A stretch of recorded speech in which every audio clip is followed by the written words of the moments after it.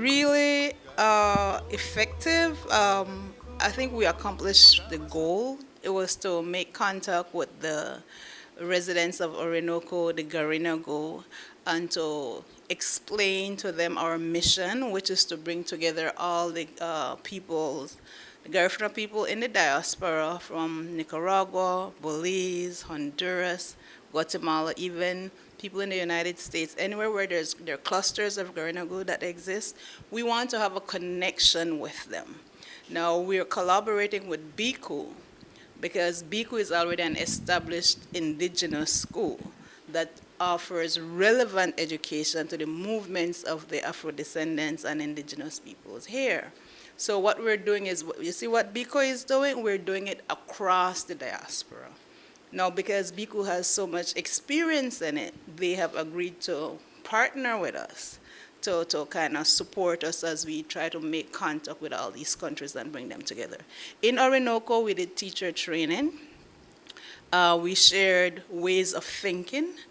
We believe that we as a people have settled into a kind of self-defeatist kind of attitude, as if we don't expect much from ourselves. So we want to start with the youths, to start showing them ways of seeing themselves, to remind them their ancestry. They came from great people. You can be great. You can achieve more. And we also want to provide relevant education that they could actually see the relationship between what they're learning in school and how they could make a living.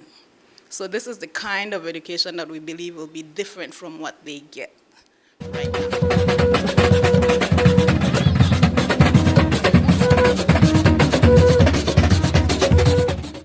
Well, you know what is interesting? It's better than I thought because in Orinoco, everyone identifies. I didn't know that exists. I felt that maybe there will be some struggle with people who would say, well, I'm not Garifuna.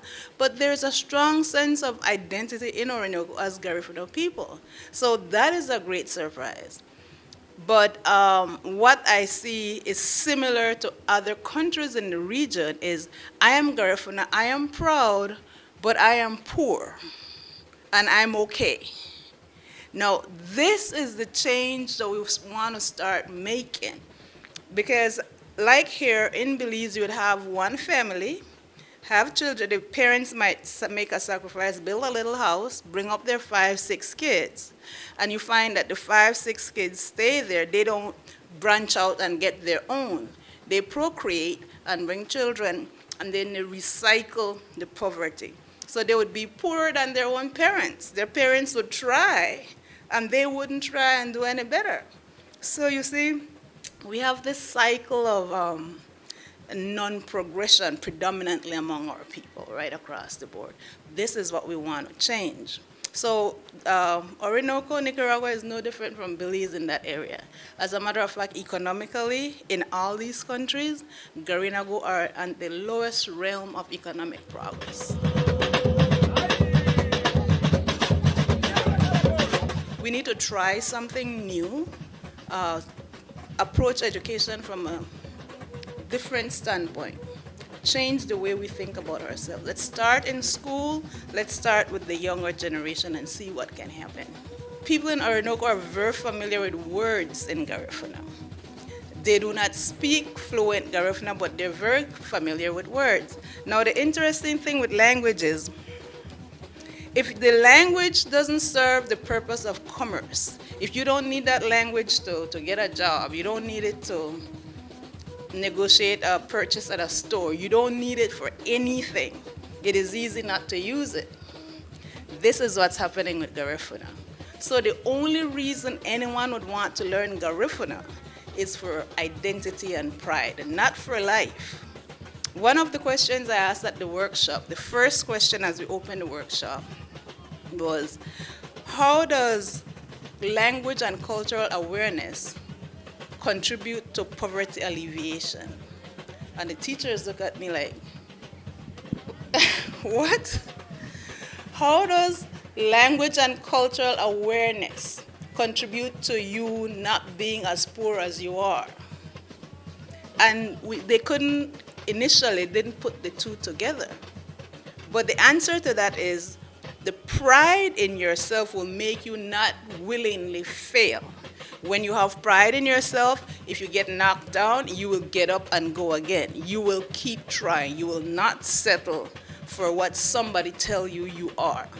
And we in Belize, here in Honduras, we live in systems in a society that tells us that we are not good enough. And so our children are starting to believe that. So we have to change the kind of education that we're giving them so that they could know that they do not have to be at the bottom of this realm all the time. See, so the language isn't there, but the spirit is already there. So that is a good thing.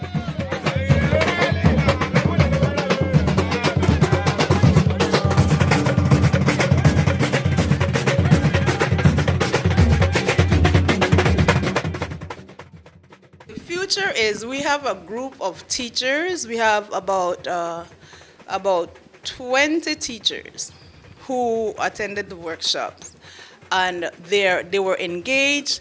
They were excited. They expressed the fact that they didn't expect the workshop to be there. Expected to just learn to say Abba, Biam, or some Garifuna words and go.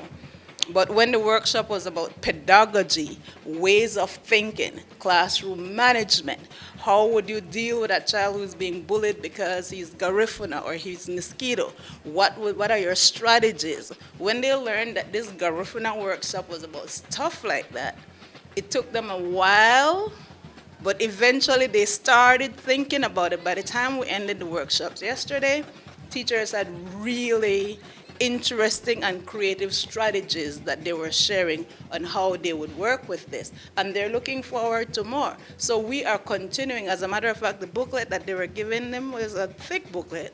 It's a whole course, a whole semester worth of course. So we start face-to-face so we could establish ourselves. We'll include some online, and we'll do intermittent face-to-face sessions as we continue into the future. So we're not stopping. This was just